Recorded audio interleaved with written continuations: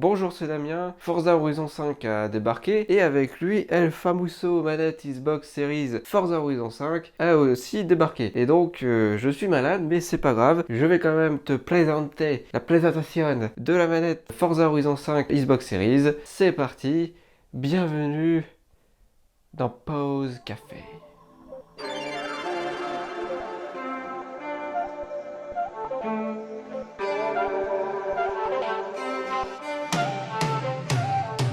Pour présenter la manette, comme pour Aquashift, la fameuse manette Aquashift, je vais parler un petit peu de la manette, les couleurs, les machins, qu'est-ce qu'on retrouve, qu'est-ce qu'on retrouve pas. Et surtout, j'ai mis un petit peu de temps parce que comme tu l'entends, j'étais malade, et aussi parce que, c'est en voie de guérison quoi, et aussi parce que je teste la manette. Donc je l'ai testé bien évidemment sur Forza Horizon 5, que je continue de temps en temps à jouer. Je l'ai testé aussi sur Gears, le premier, et sur Assassin's Creed Unity. Donc je l'ai testé pendant à peu près une semaine et demie. Ce n'est pas un placement de produit, c'est moi qui l'ai acheté, voilà. Xbox, hein, ça fait la deuxième manette, donc n'hésite pas si tu passes dans le coin. Bref, qui dit Forza Horizon 5, qui dit Mexique, qui dit un petit peu des couleurs un peu plus colorées, un peu plus pétantes, on retrouve du jaune, c'est la couleur principale de la manette, du bleu clair et du rose clair, ça va être les couleurs secondaires de la manette, avec un mélange de blanc et noir. Le noir dû au caoutchouc, mais ça j'y reviendrai. Je sais pas si on voit très bien, mais on va être sur un bord de la manette qui est transparent. Donc on va pouvoir voir tout l'intérieur de la manette, et ça je trouve ça trop cool. Et bien évidemment avec des petites taches roses et bleues. Si on remarque bien, il y a certaines couleurs de certaines pièces à l'intérieur qui sont en accord avec le rose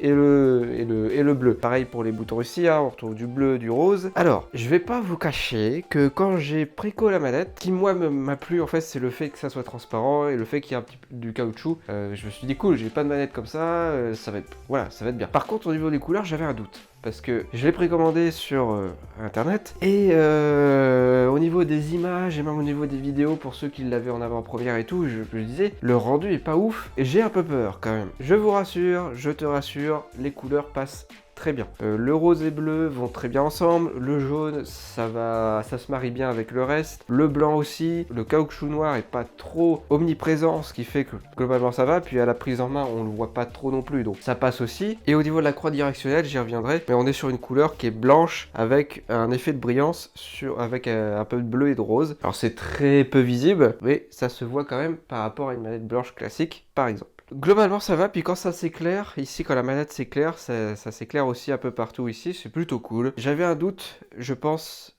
comme d'autres personnes sur les couleurs, et finalement les couleurs passent plutôt bien, donc ça va. Qu'est-ce qu'on retrouve sur cette manette? Parce que c'est bien beau hein, de présenter les couleurs. Au niveau de la face arrière, on va retrouver la prise jack, donc si vous voulez brancher un casque, c'est plutôt pas mal. Une prise qui est une prise créée par Microsoft / Xbox pour pouvoir mettre des accessoires ou des chargeurs si vous possédez une batterie. Puisque ça me permet de faire le tour. Ici, vous avez le socle avec le horizon qui cache justement pour mettre les piles, parce que c'est fourni avec des piles Duracell, mais vous pouvez très bien avoir une batterie si vous en avez une. Batterie donc qui se recharge via ce port-là. Au niveau de la tranche, le petit bouton pour pouvoir le connecter en Bluetooth, ou que ça soit via un ordinateur, via la console, une des consoles Xbox One ou Xbox Series, et une prise USB type C. Attention, c'est pas comme la version de la Xbox One où c'était le micro USB, là c'est de l'USB type C comme toutes les manettes de la Xbox Series, qui permet de l'avoir en câblé, si vous voulez le brancher en câble. On retrouve bien évidemment RT, LT, LB, RB, donc ici, avec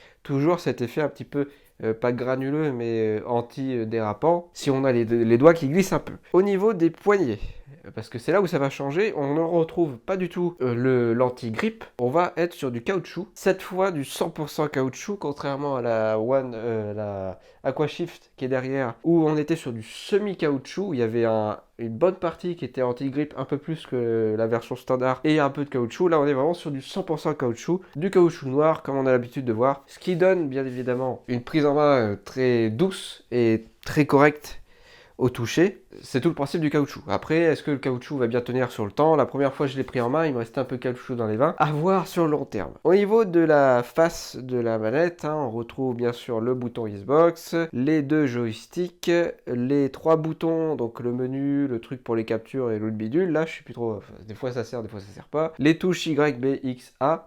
Donc c'est avec du rose et du bleu. Et la croix directionnelle, comme je l'ai dit tout à l'heure, avec une petite touche de brillance bleu et rose. Donc globalement, à part l'anti-grippe sur les poignets, qui est remplacé par le caoutchouc, on retrouve globalement tout ce qu'on retrouvait sur la manette. Au niveau du ressenti, je vais d'abord parler du caoutchouc plus en détail. Ça passe plutôt bien, on est sur du caoutchouc, hein, donc ça glisse un peu moins. C'est un peu plus doux au toucher. Après, j'ai un peu peur parce que quand je l'ai pris en main, vu qu'elle était neuve, il restait un peu de caoutchouc sur mes mains. Ça m'est pas revenu, voilà, j'ai pas reçu d'autres caoutchouc sur les mains. Donc le caoutchouc fait le travail, à voir sur le long terme si ça va bien rester à la manette. C'est vrai que l'anti-grippe quand même, il manque un petit peu. Après, c'est kiff-kiff. Il y en a qui vont aimer, il y en a qui vont pas aimer. Au niveau de la croix directionnelle, j'ai remarqué qu'elle faisait moins de bruit. Au niveau du haut, je sais pas si on entend. Là, ça fait un peu plus de bruit. Et la touche du haut fait moins de bruit. Alors, c'est bizarre. Sinon, au niveau du ressenti, on est sur une surface qui est beaucoup plus douce. Donc, faut faire attention de temps en temps. Vous avez peut-être les doigts qui peuvent un peu plus glisser par rapport à la version standard qui était un peu plus râpeuse. Donc, qui glissait moins. Ça, c'est quelque chose à prendre en compte aussi. Si vous jouez à des jeux de réflexe, par exemple, où il faut être assez rapide, ça peut vous jouer des tours. Donc, faites attention à ça. Sinon, globalement, elle se porte plutôt bien. Je suis assez content de la manette. Alors, au niveau des jeux, comme je vous l'ai dit, au niveau d'Assassin's Creed, alors le jeu est un peu mal branlé, Assassin's Creed Unity, donc les commandes réagissent plus ou moins, mais ça c'est plus la faute du jeu. Au niveau de Gears, ça passe bien. Au niveau de Forza, ça passe aussi très bien. La vibration fonctionne bien, les touches fonctionnent bien, donc ça, il n'y a pas de problème. En conclusion de cette manette, le caoutchouc, je suis pour et en même temps, je suis pas à 100% pour. Je trouve que le système d'anti-grippe qu'il y a sur les manettes classiques fonctionne bien. Le caoutchouc, finalement, est-ce que c'est essentiel? Pas vraiment, mais bon, comme je vous l'ai dit, chacun son truc, hein. Il y en a ils vont kiffer, il y en a ils vont moins kiffer. Faites attention quand même à la surface qui est beaucoup plus lisse. Pour les jeux de réflexe, ça peut glisser. Après, au niveau des touches, on retrouve toutes les touches en fait. Donc ça va, il n'y a pas de touche en plus, il n'y a pas de touche en moins. Ça reste une manette de Xbox Series. Est-ce que ça vaut le coup de dépenser, je crois que c'est 70 € pour la manette? Pas vraiment. Si vous pouvez l'avoir moins cher, prenez-la moins chère. Si vous hésitez, attendez un petit peu. Si vraiment vous kiffez, vous la voulez, prenez-la. Mais globalement, ça vaut pas le prix que ça vaut. Sinon, ça reste une bonne manette, le caoutchouc fait le taf. On arrive à la fin.